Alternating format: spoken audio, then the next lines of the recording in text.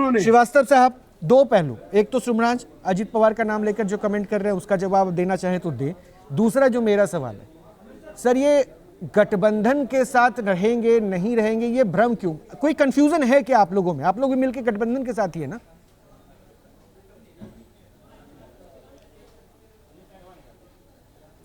देखिए रोहित भाई, मैं पहले स्पष्ट कर दूं, आदरणीय अजीत दादा पवार पे जो आरोप लगे थे, जिस दौर के आरोप हैं, आपको जान के बड़ा आश्चर्य होगा कि कुल 13,000 करोड़ का बजट था उस 2.5 साल में, और उस पर 70,000 करोड़ का आरोप लगा था। और दूसरी बात यह कि जब हम लोग कांग्रेस के साथ काम करते थे उस समय कभी उनको ये सारी चीजें नहीं दिखी। आज जब हम लोग एनडीए के साथ काम कर रहे हैं तो इनको ये सारी चीजें दिख रही। तो मुझे लगता है कि इनको हकीकत समझना चाहिए और पहले ये देखना चाहिए कि जो आरोप लगा है उसकी सच्चाई क्या है। बीच में इंटरप्ट कर रहा हूं, लेकिन एक लाइन बोलना चाहूंगा सर कि ये तो राजनीति को आप अच्छे से जानते हैं सर। जब आप साथ हैं तो फिर सब कुछ अच्छा लगता है, जब आप दूर हुए तो सब कुछ कमियां जो है दिखने लगती है। बीजेपी वाले ही आप पे आरोप लगाते थे सर, आज उनके साथ है तो सब कुछ भूल गए। अगर उनको मौका मिल रहा है सुमराज को बोलने का तो वो गलत भी थोड़ी ना कह रहे हैं। ये तो आरोप की राजनीति चलती है। नहीं रोहित भाई, मैं इससे इनकार नहीं कर रहा, और मैं जो आरोप लगाए मैं उसी का जवाब दे रहा हूं। क्योंकि जब हमको अपना कोई राजनीतिक प्रतिद्वंदी हमको ज्यादा शक्तिशाली दिखने लगता है, ज्यादा लोकप्रिय दिखने लगता है, तो उसको कमजोर करने के लिए इस प्रकार के आरोप लगाए जाते हैं। लेकिन उसकी हकीकत भी देखना पड़ती है कि जब कुल 2.5 साल में 13,000 करोड़ का बजट हो, उस पर 70,000 करोड़ का अगर आरोप लगता है तो हास्यास्पद लगता है। ये मैं कहना चाह रहा था। दूसरी बात यह कि इस समय देश की राजनीति में यदि सबसे कोई स्टेबल पार्टी है तो वो है भारतीय जनता पार्टी, क्योंकि उनके पास जो 243 सांसद हैं, स्टेबिलिटी वहीं पर है। क्योंकि लार्जेस्ट पार्टी होने के कारण तो गठबंधन में जो बाइंडिंग फोर्स है इस समय, वो दो फोर्स हैं। एक है आदरणीय नरेंद्र मोदी जी का नेतृत्व और दूसरा भारतीय जनता पार्टी के सांसदों की संख्या। अब जो दूसरा जो INDIA ब्लॉक है, अगर वहां हम जाके देखते हैं तो वहां ये स्टेबिलिटी नहीं है, क्योंकि ना तो उनके पास नंबर है और ना ही उनके पास आदरणीय नरेंद्र मोदी जी जैसा कोई एक नेतृत्व करने वाला व्यक्ति है। ये वहां पे कमी है। तो मुझे ऐसा लगता है कि गठबंधन में जो लोग आए हैं वो सब राजनीति के गहरे जानकार लोग हैं, राजनीति सालों से कर रहे हैं, वो जानते हैं कि स्टेबिलिटी कहां पर है, स्थायित्व कहां पर है, और वो स्टेबिलिटी एनडीए में है। इसलिए मुझे नहीं लगता कि गठबंधन का कोई भी साथी इस गठबंधन से दूर जाएगा। दूसरी बात इसका सबसे एक और महत्वपूर्ण पहलू है, आप कह लीजिएगा, मैं एक लाइन और ऐड कर देता हूं। गठबंधन चुनाव के पहले, हाँ आप कह लीजिएगा, मैं आपको फिर से मैं एक लाइन खाली ये प्रश्न इसलिए भी उठाना सर, क्योंकि देखिए जिनके साथ बीजेपी ने एनडीए बनाया था 30 वर्षों पुराना, उसमें कई प्री पोल था एग्जैक्टली, बट एनडीए के उस घटक दल में कई ऐसे थे जो इनसे दूर चले गए। अब ये बाद में फिर मिला लें, कोशिश कर लें, यानी अविश्वास की स्थिति है, संभावना रही। सर आप तो महाराष्ट्र को जान रहे हैं, शिवसेना क्या थी, शिवसेना कहां है और शिवसेना के साथ क्या हुआ? अब कुछ छुपा है क्या सर? तो क्या ये गठबंधन धर्म था?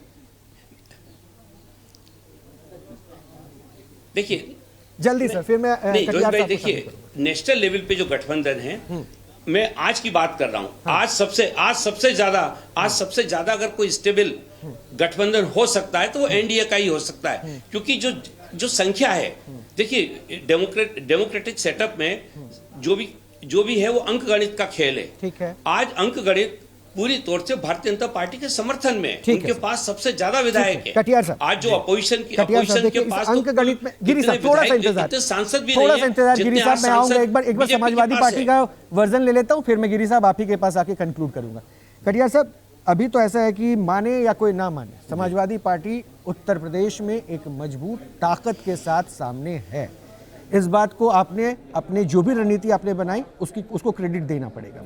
लेकिन मुझे जरा थोड़ा सा कंफ्यूजन दूर कर दीजिए सर, हाथ और साइकिल तो पहले भी एक साथ हो गए, तो ये लोकसभा तक की दोस्ती या विधानसभा में आते आते फिर अलग हो जाएंगे? नहीं, ये तो गठबंधन का हमारा है और आगे लंबे समय तक हम लोग साथ में काम करेंगे। इस पे फैसला हमारे नेता करेंगे। अपना हिस्सा देंगे क्या? हाँ, और ये अभी भविष्य की बात है। जनाधार के साथ खड़े हो रहे हैं तो फिर से आप क्या अपना हिस्सा दे देंगे? नहीं, अभी 3 साल पहले की रोहित जी बात है। मतलब देखिए, एनडीए वाले कह रहे हैं हम कॉन्फिडेंट हैं, हम नहीं टूटेंगे, और आप कह रहे हैं कि हम कैसे? बोलिए ना, आप पूरी बात कर लेते। आज सवाल 3 साल बाद क्या होगा।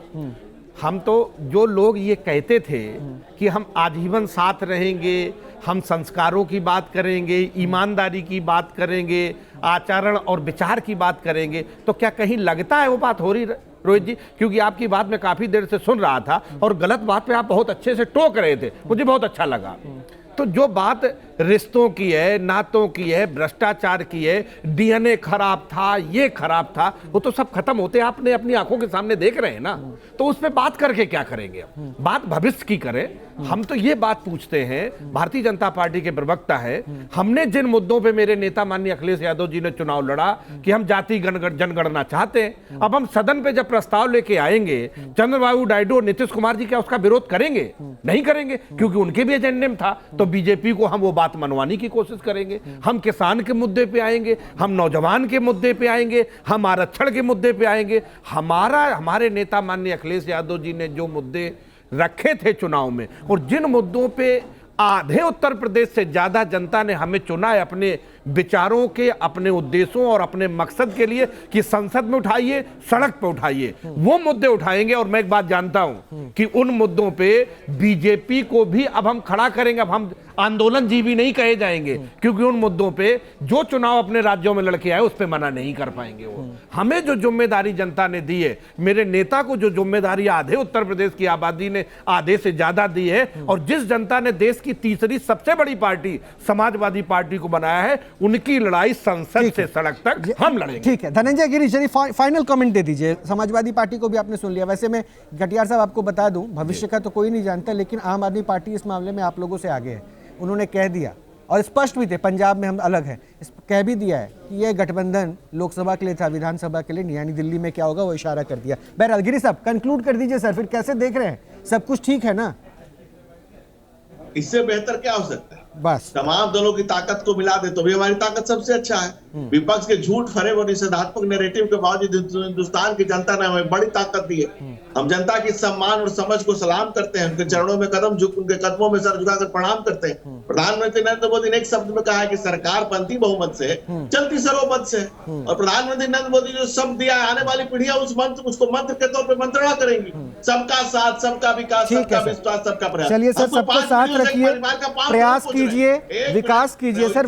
वक्त इतना ही है सर, वक्त इतना ही। चलिए 10 सेकंड और 10 सेकंड और 10 सेकंड और। किसी 5 पीढ़ियों से एक परिवार का पांव पोंछ रहे हैं। हम कौन नेहरू खानदान का 5 पीढ़ियों से उनके खानदान का पांव सर छोड़ दीजिए ना, आज छोड़ देते हैं गिरी साहब, आज छोड़ देते हैं। अब तैयारी कीजिए ना शपथ ग्रहण की, शपथ ग्रहण की तैयारी कीजिए। छोड़ दीजिए, आज छोड़ दीजिए सर। बहुत बहुत शुक्रिया। सुभराज